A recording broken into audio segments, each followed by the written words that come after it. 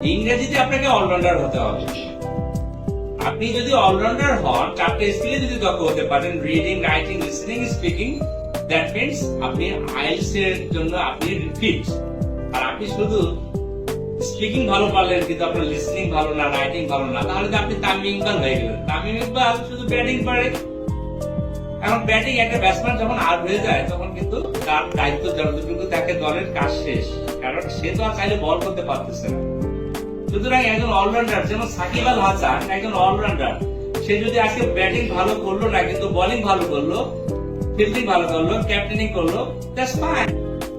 So আইসি আপনাকে reading, writing, listening, speaking চারটে স্কিলে দক্ষ হতে হবে। মাই ডিয়ার ভিউয়ার্স, আমরা যারা আইএলটিএস নিয়ে চিন্তিত আছি, আসলে আমাদের স্বপ্ন হচ্ছে আমরা হয় America, Canada, Australia, UK, better একটা কোনো কান্ট্রিতে যাওয়ার আমাদের প্ল্যান আছে।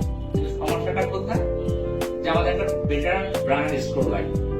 এখন এই যে বেটার একটা স্কোর পাবো, সেটা কিভাবে পাবো? This is the big and massive challenge for আস।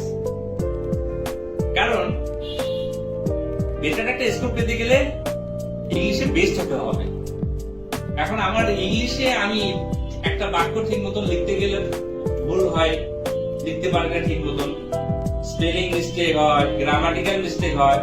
আর যখন বলতে যাই তখন আমার প্রোনাউন্সিয়েশনের যদি প্রবলেম হয়, একুরেসির প্রবলেম হয়, ফ্লুয়েন্সির প্রবলেম হয়, তার মানে কি I am not ready for IELTS preparation. আপনার একটা ভালো ফাউন্ডেশন ইংলিশের দরকার। ইংরেজিকে আপনাকে আগে পানি করতে হবে। আপনার ইংরেজি যদি পানি হয়, আপনার আইএলটিএসও পানি হবে। আপনি তখন আপনার প্রত্যাশিত স্কোর তখন আপনার অনেক ইজিলি আপনি পেয়ে যাবেন ইনশাআল্লাহ। সুতরাং আপনার আইএলটিএস এর আগে ফাউন্ডেশনটা ঠিক করতে হবে। চারটা স্কিলের রিডিং, রাইটিং, লিসনিং, স্পিকিং, এই চারটা স্কিলের আপনার ফাউন্ডেশনটা মজবুত করা দরকার। আমি এইটুকু বলতে পারি, আমার 13 বছরের আইএলটিএস এর টিচিং এক্সপেরিয়েন্সে আইএলটিএস এর সবচেয়ে গুরুত্বপূর্ণ বিষয়টা হচ্ছে ফাউন্ডেশনটা আগে ঠিক করা। ইংরেজিতে বেসিকটা আছে, এটাকে আগে ঠিক করতে হবে। চারটা স্কিলেরই কিন্তু ঠিক করতে হবে। শুধু স্পিকিং এ ঠিক করলাম কিন্তু আমার রাইটিংটা ভুল থেকে গেল, হবে না। আমি শুধু রাইটিং ঠিক করলাম কিন্তু স্পিকিং আমার ঠিক নাই, আমার লিসনিং ঠিক নাই, তাহলে হবে না। ইংরেজিতে আপনাকে অলরাউন্ডার হতে হবে। আপনি যদি অলরাউন্ডার হন, চারটে স্কিলে যদি দক্ষ হতে পারেন, reading, writing, listening, speaking, that means আপনি আইএলটিএস এর জন্য আপনি ফিট। আর আপনি শুধু স্পিকিং ভালো পারলেন কিন্তু আপনার লিসনিং ভালো না, রাইটিং ভালো না, তাহলে তো আপনি তামিম ইকবাল হয়ে গেলেন। তামিম ইকবাল শুধু ব্যাটিং পারে। এখন ব্যাটিং একটা ব্যাটসম্যান যখন আউট হয়ে যায় তখন কিন্তু তার দায়িত্ব যতটুকু থাকে দলের কাজ শেষ, কারণ সে তো আর চাইলে বল করতে পারতেছে না। সুতরাং একজন অলরাউন্ডার যেমন সাকিব আল হাসান একজন অলরাউন্ডার, সে যদি আজকে ব্যাটিং ভালো করলো না কিন্তু বোলিং ভালো করলো, ফিল্ডিং ভালো করলো, ক্যাপ্টেনিং করলো, দ্যাটস ফাইন। সো আইএলটিএস আপনাকে রিডিং, রাইটিং, লিসনিং, স্পিকিং চারটে স্কিলে দক্ষ হতে হবে এবং এটার ফাউন্ডেশনটাকে আপনাকে স্ট্রং করতে হবে, যাতে করে আপনি সাবলীল ভাবে বলতে পারেন, একুরেটলি বা নিখুঁত ভাবে লিখতে পারেন। ব্রিটিশ আমেরিকানদের যে উচ্চারণ ক্যাটাগরিটা আছে, অ্যাকসেন্টটা আছে, সেটার সাথে আপনাদের অ্যাডজাস্ট হতে হবে। কারণ আপনি স্পিকিং করতেছেন কিন্তু আপনার উচ্চারণ ভুল হচ্ছে। দেখা যাবে যে আপনার লিসেনিংও তখন আপনি বিদেশিরা কিভাবে বলতেছে, কিভাবে তারা কনভারসেশন গুলো করতেছে, আপনার বুঝতে সমস্যা হবে। কারণ একটাই, কারণ আমরা সাধারণত বাংলিশ উচ্চারণ করে অভ্যস্ত। আমরা লিসেনিং করতে যাব তখন কিন্তু আমরা লিসেনিং করতে পারবো না। কেন? কারণ বিদেশিদের কথা হুট করে আমরা কিছু টের পাবো না। এই জন্য আমাদের অনেকেই প্রথমে আইএলটিএস করতে গিয়ে আমরা ধরা খাই এখানে সেখানে গিয়ে, কারণ আমাদের বেসিক ঠিক না করে আমরা আইএলটিএস করতে যাই।